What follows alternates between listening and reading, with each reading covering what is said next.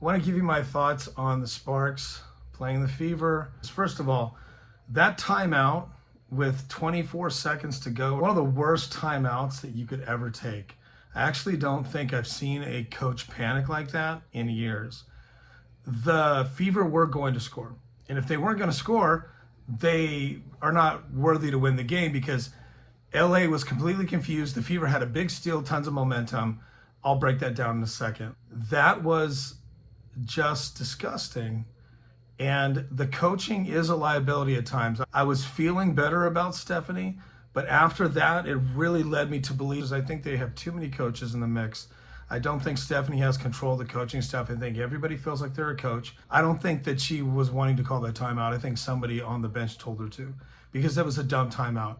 What happened is the Fever had a powerful defensive set and stripped Kelsey Plum, stripped her, got the ball, got it across half court. The Fever, if you watch that, I have it recorded, I watched it a few times. The Fever realized they had the advantage. They had numbers. The Sparks, they were all confused. Huge momentum, huge momentum. They could have won that game with that possession. And there's momentum in the crowd. When you have a steal and you have momentum like that, you don't call it timeout. Their team was fine. The team was not in disarray, and then the announcer said, the Fever's in disarray. Those announcers are jackasses. They make stuff up. They don't know what they're talking about. They say things that aren't even relevant to basketball. They make up terms that don't even exist. They said the timeout was because the team was in disarray, because that's what I think they actually thought, because who takes a timeout in that situation? And then when they came back from commercial, that idiot announcer, I forget her name, she says, I like that timeout. Nobody liked that timeout. I didn't like that timeout. The Fever team didn't like that timeout. The only people that liked that timeout was the Sparks. She essentially called the timeout that helped the Sparks. The Sparks reset. They were able to set up their defense, and then a very predictable play they ran. They ran it to Aaliyah Boston. She gets blocked. Very predictable, and there's nobody on the weak side to help with the pass. Just a bad set. I'm like, well, what are you going to come out with that they don't expect? You're giving them a break. You're giving them a breath.